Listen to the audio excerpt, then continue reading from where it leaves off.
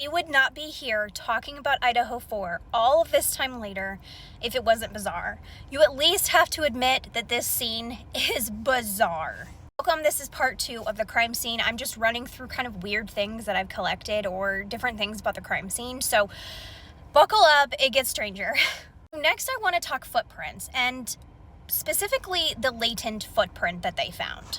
So they used this chemical to find red in the house. They used it everywhere.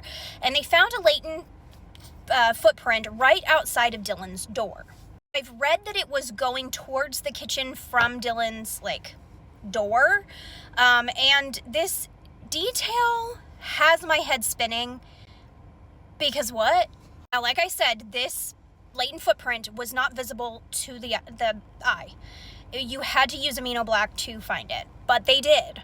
In the reports, they say that there is a V print or a Vans-like print on the footprint. The exact words were a diamond-shaped print, similar to a Van-type shoe. As far as I can see, they did not take any Vans from Bryan Kohberger's home. It didn't match anybody in the house. So, someone explain to me how this shoe print got there. Because it seems that Bryan Kohberger was wearing black boots. From Dylan's report, black boots. And from the footprints, which we're going to go over in a second, it was a boot-style print. So how did a Van-style shoe with traces of red, actual red, get on it by Dylan's room? Explain that to me, please. Now let's talk about the other footprints because it is important. There's ones that it looks like you can see in this picture, but they are outside the sliding glass door. And from the reports, the police reports, it seems that there was tracks of two different ways that these prints went. One went up by a tree stump, and then the other one went around to the front of the house. And they're like size 13 boot prints is what they hypothesize. So we do have boot prints. I get stuck on a detail of why Bryan Kohberger would come in the sliding glass door and then also somehow go around to the front. I don't know why he would do that. It messes with my mind. Some people say that that's what happened, that Bryan Kohberger went around to the front of the house, just because, but it just doesn't compute in my mind very well. I think that's more chances to get caught, and I think he was trying to not get caught, obviously. We have these boot prints, and then we have the sneaker prints. That doesn't match up.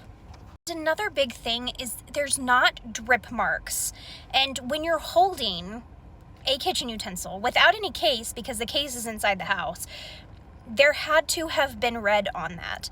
And there's the lack of drip marks outside, really inside. I mean, there's a few places we could say that it was, but where's all the drip marks? Did he clean it off on his clothes? I don't know. To remember, he could have done this in as little as 3 minutes. Where are the drip marks? I mean, are you stopping to literally clean the kitchen utensil off? I don't know. It is believed that he left the sliding kitchen door open so that he could come in and out without leaving any prints or red when he was done. And honestly, I think Bryan Kohberger is that smart. I think he did do that. But then that brings up a huge thing in my mind because that sliding glass door was open. So did Xana see this sliding door open? Because she did take her food bag to the kitchen. Did she just think that it was someone taking out Murphy? Did she not close it behind her? It was freezing that night. If that sliding glass door was open, she would have noticed that, right? And didn't close it, which is interesting. So this is the part I hate the most, but we're going to have to talk about it, and that's what happened to these 4 beautiful, wonderful college students. So first, let's talk about Maddie and Kaylee. Now, the reports are differing, and we get different information, and it made it very, very muddy because in the first part of this investigation, we hear that Kaylee is setting up in a defensive position inside the bed, and Maddie was right beside her. And that's what we thought. After pictures were released, people were like, that's not what happened. Kaylee was right on top of Maddie, or they were very, very close proximity. Kaylee was not sitting up. I don't know why this detail was changed or why it was messed with, but that's what we get. Poor Kaylee sustained 20 kitchen utensil wounds. She had multiple injuries, like to her face, to her body, mainly to her face. There were even wounds to her lungs and her liver. Her face was just unrecognizable, and that is hard to hear, I know, but it's an important detail for this case. And there was also signs that she may have had something over her face. Kaylee, by far, was one of the worst injuries we see. Madison had, of course, kitchen utensil wounds to her lung and to her liver. And the kitchen utensil cover was by Maddie on the bed, kind of under her. Xana had more than 50 kitchen utensil wounds. She had defensive wounds. She put up a fight, this girl. She had wounds to her lungs and to her heart. She was found actually laying on the floor in her room, and she by far put up the biggest fight. She was awake and able to know what was going on. Ethan's injury was one that I want to deep dive into because it's very interesting, and that is what unalived him. It was in his subclavian vein and subclavian artery. Kaylee also had this wound as well, and I'm going to put a picture up right here because I think it's important to get the visual.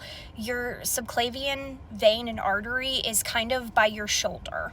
It's kind of underneath your collarbone, and it's a huge artery that pumps blood to your heart. It's very interesting to me that it was Kaylee and Ethan that had these injuries, and Maddie and Xana didn't. Everything about this is just weird. I will say that whoever did this didn't know who they were messing with, because Xana put up a huge fight, and Kaylee as well. And I don't think Maddie or Ethan could, but these 4 people were fighters. They did not realize what they were going to have to go through to do this. Another thing that people talk about a lot, and I think is interesting to point out, was Ethan's legs. Ethan was found face down, and he did have injuries to the backs of his legs. Now, we get this weird point in this investigation where people were like saying that this person, whoever did this, sat down and did this to Ethan's legs as, you know, this sick thing. And now, knowing everything, we don't really see that. We see that it was more of a fight. But whatever this is, it was a fight, and I don't know what happened exactly with Ethan's legs, but those wounds are definitely interesting. I am yet again going to cut this right here because I have more to talk about in a third part. Thank you for coming on this journey with me. It's definitely been a lot. I hope you find it interesting and can form an opinion on your own. But I will see you in the next part. We have a lot more to go over. So click that follow button, and I will see you in the next one.